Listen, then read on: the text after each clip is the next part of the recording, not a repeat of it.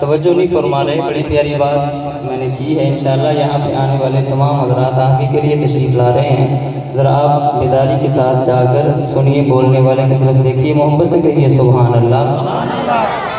शायद कहते हैं देखते